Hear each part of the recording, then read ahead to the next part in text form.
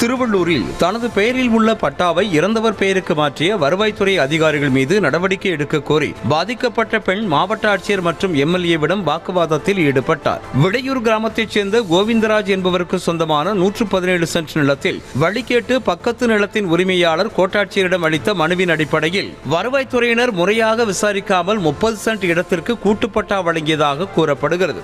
இது தொடர்பாக மாவட்ட ஆட்சியர் அலுவலகத்தில் நடைபெற்ற மக்கள் குறைதீர் முகாமிற்கு மனு அளிக்க வந்த கோவிந்தராஜின் மகள் அனிதா வாக்குவாதத்தில் ஈடுபட்டார்.